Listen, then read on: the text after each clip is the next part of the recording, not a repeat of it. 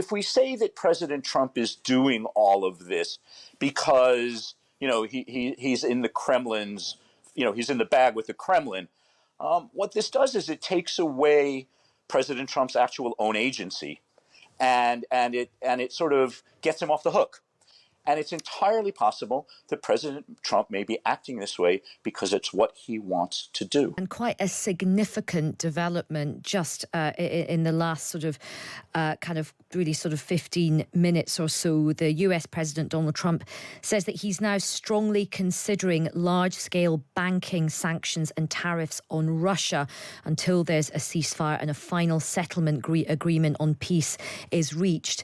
Now, we heard earlier in the show how Russian missiles and drones had been targeting Ukraine's cities and energy infrastructure in attacks overnight that had killed 18 people. And in response to those attacks, it is interesting that Donald Trump has now issued his strongest warning to Russia yet. Now, of course, the narrative over the last 3 weeks on Thursday night, when Donald Trump had that very long conversation with President Putin, and certainly from the words he had said since then, the general consensus was that he was looking to be sort of quite supportive of Russia, and that all his ire was directed against President Zelensky and Europe and Ukraine. So this is quite a big development. Lots of people have been saying, well, hang on a minute, how come Donald Trump has not threatened anything against the Russians? Well, it looks like he may well be considering large-scale banking sanctions and tariffs on Russia. Well, let's catch up now with Charles Hecker, who's author of the book Zero Sum, The Arc of International Business in Russia. And Charles is also a former reporter for the Moscow Times in Russia. Charles, welcome to the show. Good afternoon. What's your reaction to these words from Donald Trump? Yeah, this is another one of these sort of whiplash-inducing 180-degree turns from the president, because, as you suggested, I mean, this is a real about-face and a real dramatic shift in his attitude and his tone and his approach towards Putin and towards Russia. Previously, all we've really had from President Trump in Russia versus Ukraine are carrots towards Russia and no sticks in the approach towards bringing Russia to the negotiating table over the war on Ukraine. And now he's saying that he's going to sanction and tariff Russia. The only problem, really, Aisha, is that Russia is now the world's most sanctioned country already. And most of Russia's biggest banks are already under sanctions. And frankly, there's not that much for the United States to tariff from Russia. I mean, exports from Russia to the United States were never that big, and they're smaller than they've ever been now. So this is a bold diplomatic move, but I'm questioning what there really is behind all of this. What do you think has resulted resulted in this sort of, as you say, this big change of sort of body language and actual language from Donald Trump? What's behind it, do you think? Well, we know a few things about President Trump, and that is that he likes to issue these sorts of threats, particularly on social media. This is part of his MO. We know that he also does this in the hopes of gaining leverage, just as he did with tariffs proposed against Canada and Mexico. These are the sort of tools in his toolbox that he likes to use to bring countries to the negotiating table. And maybe he was beginning to get a bit of feedback that his approach towards Russia so far really had been a bit too soft. I mean, he was giving away all of the negotiating cards that he had potentially against Russia. He was essentially surrendering them before negotiations really began in earnest. So maybe what he's doing here is trying to claw back a little bit of the leverage that he's given away. And it's interesting you mentioned about the tariffs over Canada and Mexico, because of course he was very bombastic about that, and he's actually just sort of backed down on those because his own industry has said, the automotive industry in America said, I don't think so, this is going to really hurt us. So it's just so interesting, isn't it, this big unpredictability with him. And today he's come out and has talked big about this, but is this the kind of thing maybe on Sunday he'll change his mind again? Absolutely right. I mean, I think what he learned with the tariffs on Canada and Mexico was the damage that they do to the country that's issuing the tariffs, to the United States. And that's something that you always have to be very careful about when issuing sanctions. With Russia, this was more of a problem for Europe.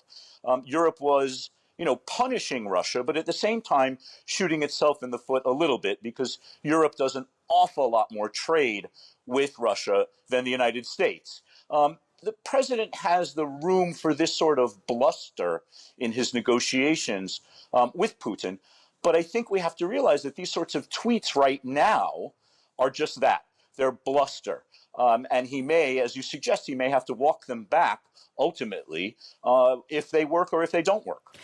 And do you think that one of the reasons why he's done this today is it the severity of the overnight bombing from Russia, particularly on Ukraine's energy infrastructure?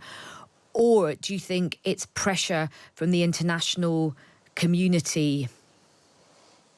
It can be a little bit of both of those. I think it would be naive for President Trump to have assumed that Russia would all of a sudden stop its war against Ukraine while he was preparing for negotiations.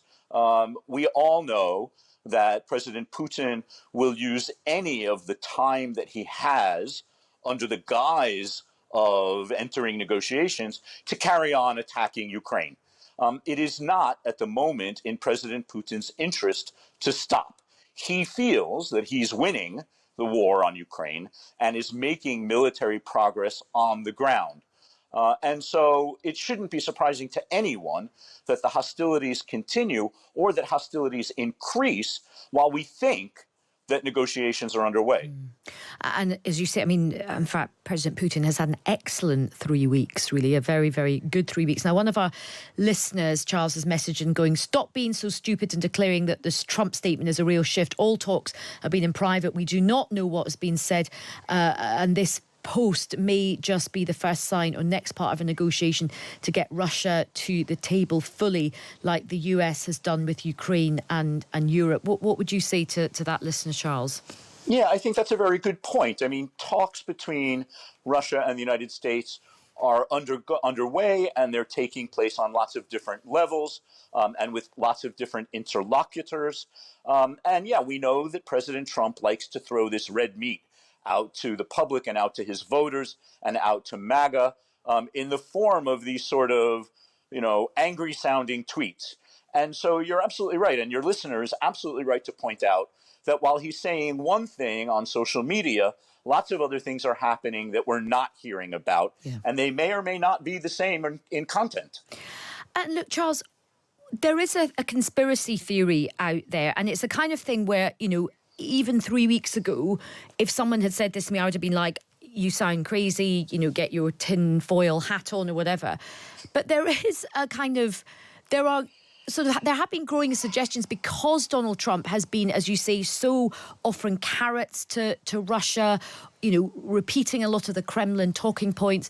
There has been a sort of view that is there some backroom deal going on with Putin? Has Russia got some compromise on Donald Trump? Is there something we don't know about that goes back years, if not decades? What are your thoughts on that?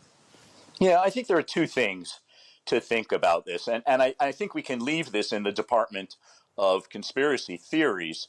But listen, President Trump's own Justice Department, the United States Justice Department, has called him a fraudster, a vote rigger, and a rapist.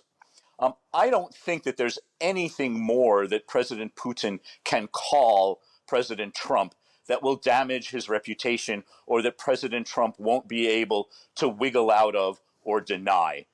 The other thing is that if we say that President Trump is doing all of this because he's in the Kremlin's, he's in the bag with the Kremlin, what this does is it takes away President Trump's actual own agency, and it sort of gets him off the hook. And it's entirely possible that President Trump may be acting this way because it's what he wants to do. Well, that is a very, very interesting point on which to end our conversation. Charles, really interesting conversation. Thank you so much for your time. That's Charles Hecker there, author of Zero Sum, The Arc of International Business in Russia. And he's a former reporter for the Moscow Times in Russia. So interesting, isn't it? Sort of like reading between the lines. And as that listener said, it is interesting that he said this. Let's see what actually happens now. But I do think Charles's point was interesting at the beginning, because what is true is certainly in the last 3 weeks, he's only offered carrots to Russia and not sticks.